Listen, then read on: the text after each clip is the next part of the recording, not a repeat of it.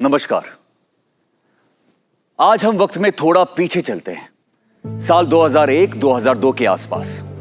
तब मध्य प्रदेश एक बीमारू राज्य माना जाता था। चारों तरफ आतंक और खौफ था। मध्य प्रदेश की उत्तरी इलाकों में डकैतों का, तो वहीं पूर्वी इलाकों में नक्सलवाद का। तब नक्सली एक सिटिंग मंत्री की गर्दन तक काट ले गए थे। उज्जैन, इंदौर, राजगढ़, खंडवा सहित कई जिले सिमी के गढ़ बनते जा रहे थे। सड़कें बदहाल थी, हफ्तों तक बिजली गायब रहती और आती भी तो सिर्फ 4 घंटे। इस दौर में 29 नवंबर 2005 को शिवराज सिंह चौहान ने मुख्यमंत्री पद की शपथ ली। मैं शिवराज सिंह चौहान ईश्वर की शपथ लेता हूं कि मैं विधि द्वारा स्थापित भारत के संविधान के प्रति सच्ची श्रद्धा और निष्ठा रखूंगा। शिवराज सिंह चौहान ने आते ही पहली मीटिंग में अपने इरादे साफ कर दिए। उन्होंने कानून व्यवस्था पर जोर दिया और पुलिस ने 1 साल में चंबल के डकैतों का सफाया कर दिया, नक्सलवाद खत्म किया, फिर सिमी के नेटवर्क को ध्वस्त कर दिया।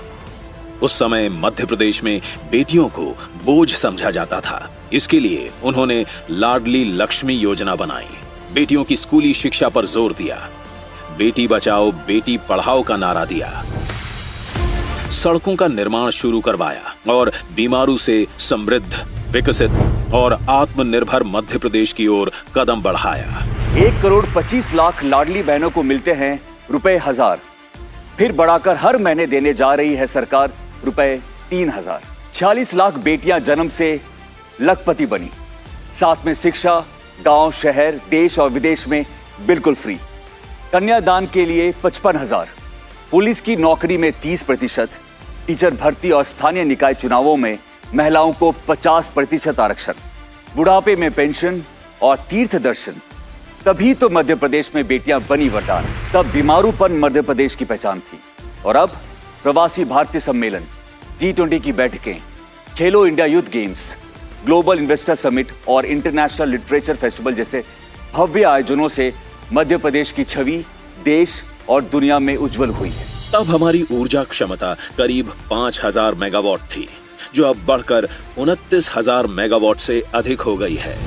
आज एमपी के रीवा सोलर प्लांट की बिजली से दिल्ली मेट्रो चलती है। तब प्रदेश में सिर्फ 60,000 किलोमीटर सड़कें थीं। अब 5 लाख किलोमीटर से अधिक शानदार सड़कें हैं, जो उद्योग धंधे दम तोड़ रहे थे। आज उनमें रौनक वापस लौट आई है। कई किसान अब साल में 3 फसल उगाते हैं। तब और अब का फर्क साफ दिखता है। तब खाद्यान्न उत्पादन मात्र 159 लाख मैट्रिक टन था, जो अब बढ़कर 619 लाख मैट्रिक टन हो गया है। तब प्रदेश में प्रति व्यक्ति वार्षिक आय लगभग 12,000 रुपए थी और अब 1,40,000 है। प्रधानमंत्री जी ने जल जीवन अभियान को मिशन बनाया और शिवराज सरकार ने 4 साल में 64 लाख से ज्यादा घरों तक नल से जल पहुंचाया। हरे भरे लहलहाते खेत अब मौसम को नहीं ताकते। तब हमारे किसान, साहूकार, बैंक लोन और किस्तों के चंगुल में फंसे हुए थे। बैंक डिफॉल्टर का कलंक उनके सर पर था। और अब किसानों का मान सम्मान बढ़ा है। आज 80 लाख से ज्यादा किसानों को मिलते रुपए 12,000 हैं। तभी तो फसल उत्पादन 5 गुना से ज्यादा बढ़ा है। पहले प्राकृतिक आपदा में फसल नुकसान पर बीमा का प्रावधान नहीं था। अब पिछले 3 साल में शिवराज सरकार द्वारा 20,000 करोड़ रुपए से ज्यादा की राशि फसल बीमा के रूप में दी गई है। शिवराज सरकार की 18 साल की मेहनत रंग लाई और मध्य प्रदेश के 1,36,00,000 लोग गरीबी रेखा से बाहर आए। 5 करोड़ से ज्यादा गरीबों को मुफ्त राशन, 44 लाख गरीब परिवारों को अपना घर, 6,25,000 गरीब बेटियों का कन्यादान, बुजुर्गों को 3,600 करोड़ रुपए का पेंशन। तब भूमाफियाओं को संरक्षण प्राप्त था।